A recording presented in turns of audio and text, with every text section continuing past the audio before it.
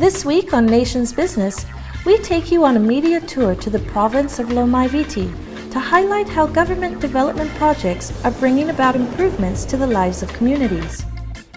Welcome to Lomaiviti, in the midst of Fiji.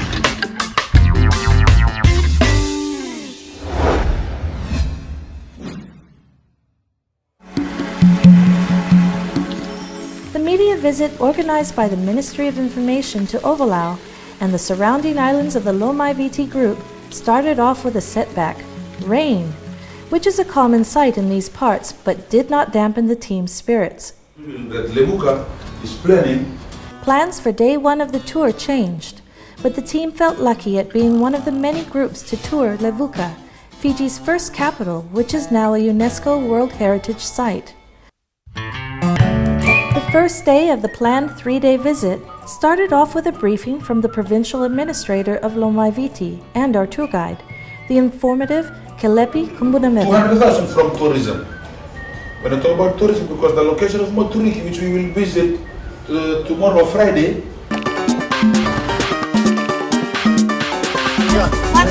Isa Levuka, Isa Lamai.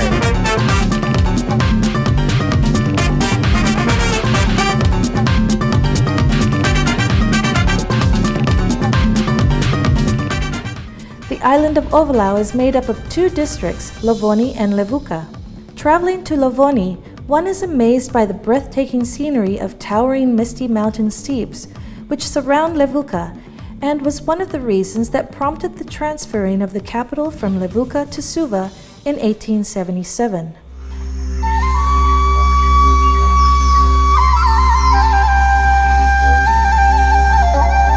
At Lovoni, we meet up with Josefa Langilangi, a former carrier driver who is now making a living farming yangona. Josefa was assisted through the Ministry of Agriculture's Rural and Outer Island program. It is their own land. It's their Matangal land, they own this land, and they come and develop for their income generating program. This is their farmhouse. They build their own farmhouse, and the government only system on fertilizer and some of the chemicals and some of the farm implements, just to system in try to boost up their production. Sa sarando na kain din review ni sa tu rasare tungai nunggu walo sare tu nila. Ina via ruake na bula no da buta chiku na nunggu angwana baka mundung ge bang kita chiku baya mungil ni tuki na bang ngo sim tamo jeng ni. Lo muni baka baya, lo muni rona bula au ni kuteke ne rona mbele angwana. Rona mbele angwana ina chiku na rosanga bulu tinkawalu kina rosanga bulu rona mbele angwana leb.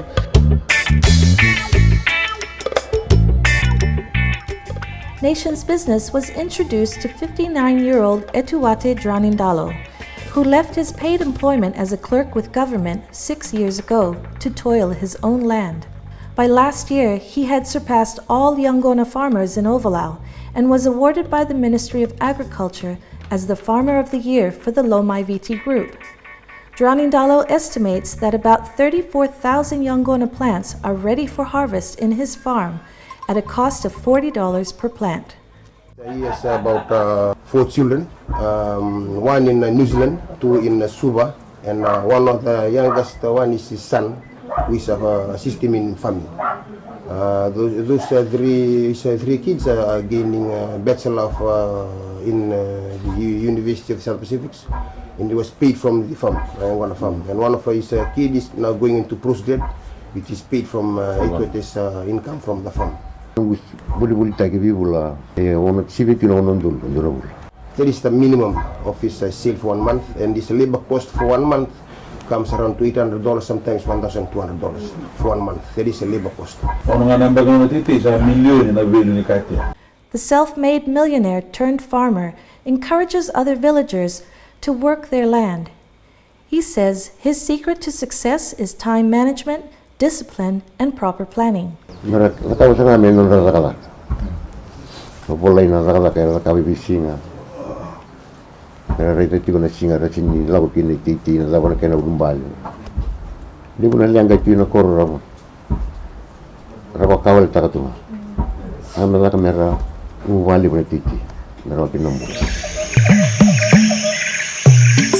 From Etuate's farm, the team traveled further up to Lovoni village, once a stronghold of the hill tribes of Ovalau. Our next stop was the village of Navuni Savu, where government constructed an Irish crossing for the community, costing around $350,000. This is the Loboni Irish crossing that link part of Loboni village with Navuni Savu. People used to struggle during flood time, to cross them around, also to cottage the food, the material, the market produce to town and to Suba. There was no crossing. They used to swim across here. And this is the first ever crossing.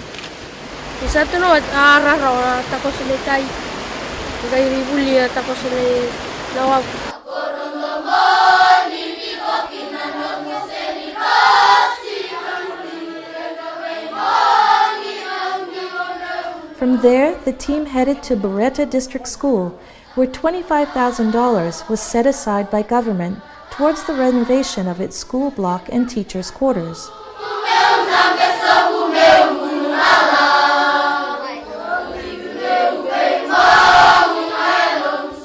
The Vanua paid for the carpenters, but the actual materials for the building was given by the government.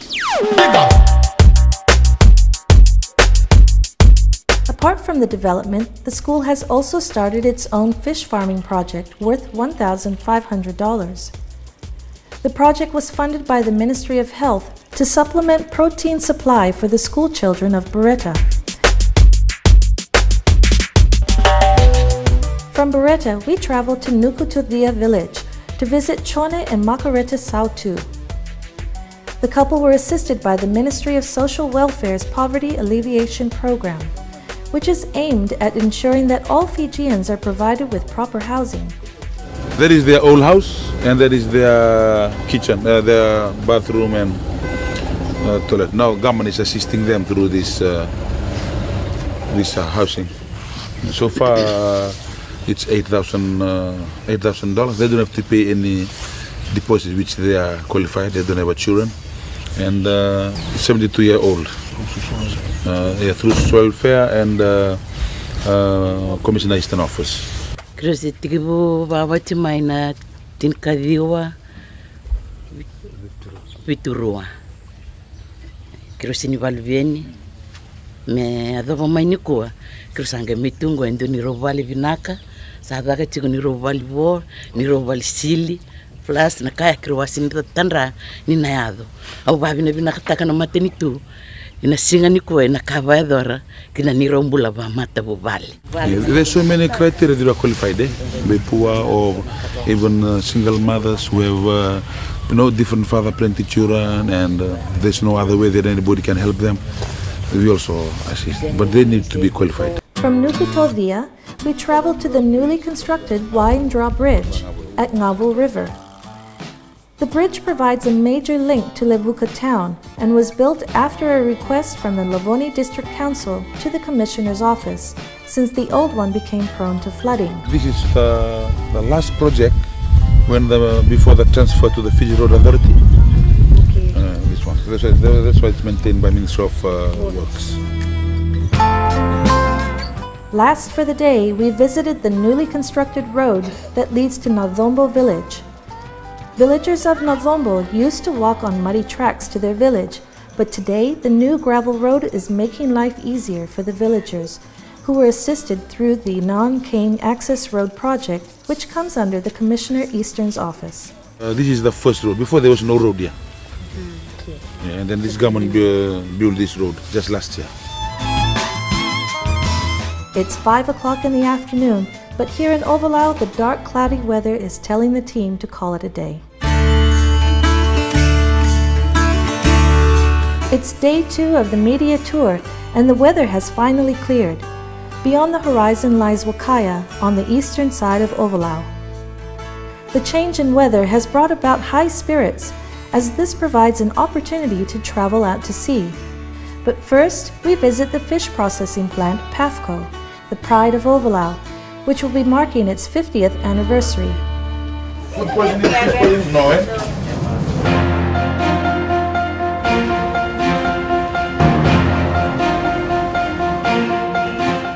PAFCO was established in 1963 as a transshipment port, but was later upgraded to a tuna processing plant.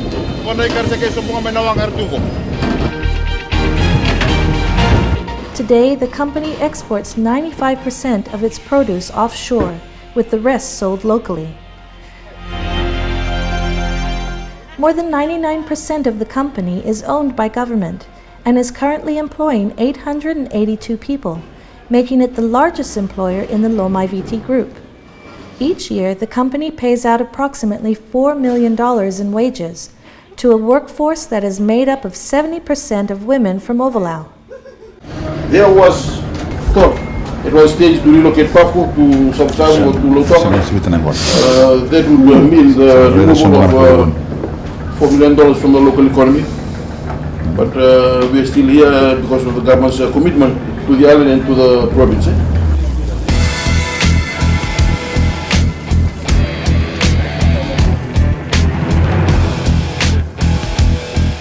Apart from the processing canned tuna flakes and sardines, PAFCO is now also venturing into producing fish meal and fish oil. The fish meal produced by the company is mostly bought by Yangona farmers as organic fertilizer and is readily available for farmers on Ovalau. From PAFCO, we take our first boat ride to the island of Makungai, which was once a leper colony.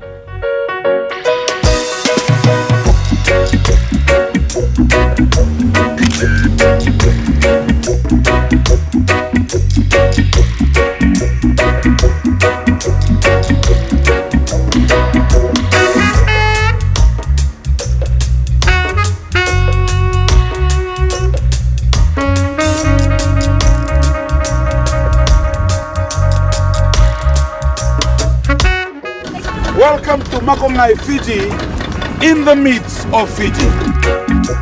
Today, Makungai is a fisheries research station, which is looked after by the Department of Fisheries. 2011, a new page for Makungai in the midst of Fiji. Fiji in the midst of Fiji, you can see here. There's a change at Makungai Mariculture Center. These are the new changes. Apart from the giant clam hatchery, which sees the rearing and reseeding of 6 different species, Mr. Lavetta and his 5 fisheries officers also tag and release turtles, transplant coral, and sea sponges on a small scale. Makungai also serves as a whale sighting base, a pearl culture beach demur, and seaweed monitoring nursery. Kongo ke tondole mbitiwa ingelela kumiki na lubiniziba. According to the fisheries officer, Kameli Lavetta, $20,000 to $30,000 is being used for these projects. In 2011, Makungai changed from a research to a mariculture center. Mariculture vartiki tunga pongana ka tamba chunga. Sa join together na vi na kweli usendo ngarabi andundu ngo sa ngarabi ngarabi ke ngabanduki. It was declared a government marine reserve area in 1989 because of its pristine environment. Sustainable Makungai Fiji in the midst of Fiji. A total of $500,000 has been invested by government each year to sustain the Makungai Mariculture Center. Lomaiviti Fisheries Extension Officer Tomasi Peckham says the main focus is the Reef Enrichment Initiative program. Community request.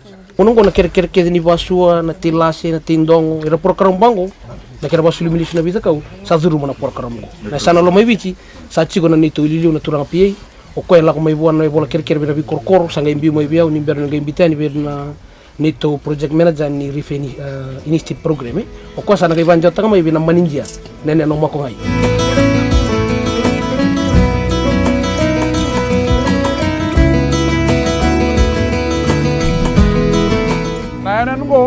Sampai tercurah matentu me necessary center ni forestry. As I did mention, 10-year development plan for Lomaiviti is the whales conservation area. We are right now in the whales conservation area as far as the natural resource development is concerned. On my right is the Vatuidake Passage, and behind Vatuidake is Vatuira Passage, close to the Blywater. November to April, that's a spot. It's close to Bonolebu and also Esawa.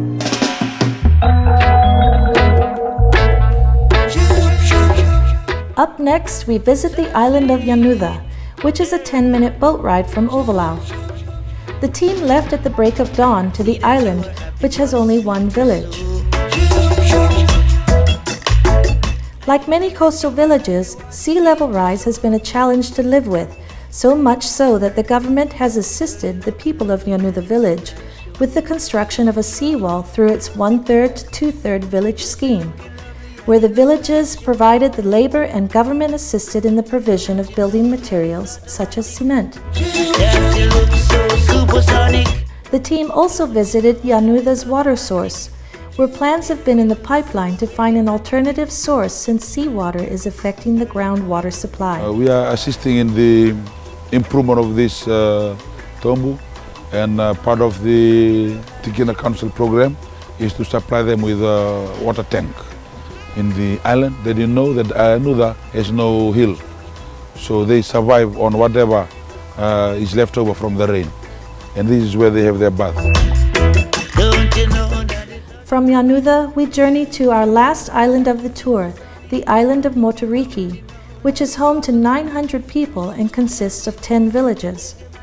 You can notice that on my right is Moturiki District School, and on my left is another island, very, very far.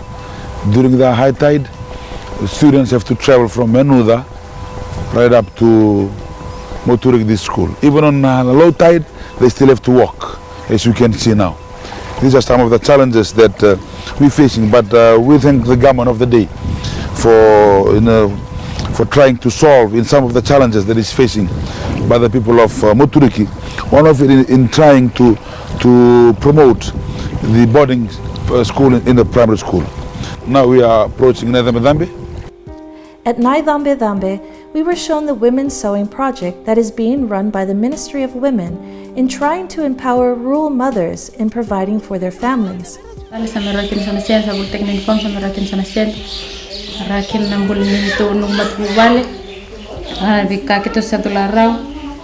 year, 2012, government through the IHRDP assist Naidambe not only with the seawall, but as a source of income for the women of Naidambe village.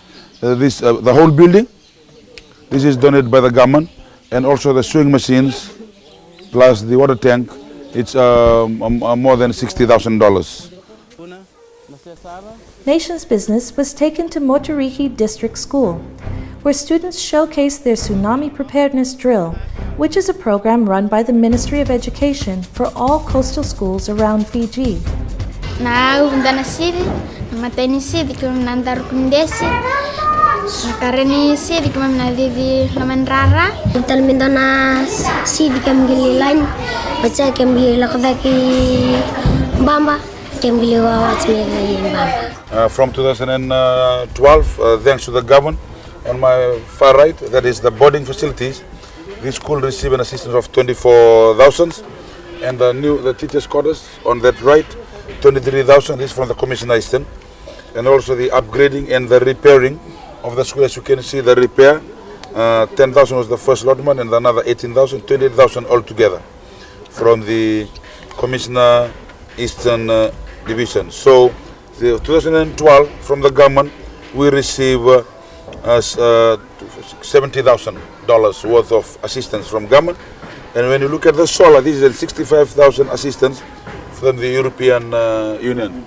So this school is under solar and also under with computer facilities. Another assistance received from Fiji government is the photocopier for the school, which costs 2,000, and other machine, fax machine, and other computer, etc., 1,884. So 2012, the assistance that we receive here is more than 110,000. It's in these parts that rain comes as a blessing for the communities, who depend on it as a source of life. While access to safe drinking water is a need, government has taken on board the requests by the communities for assistance and access to clean and safe drinking water.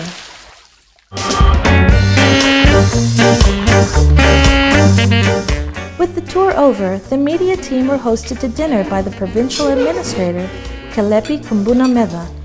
It's been an interesting and informative 3-day media tour, where journalists were given first-hand experience on how people in the Maritime Province live their lives, and how the assistance by government helps them meet their daily needs.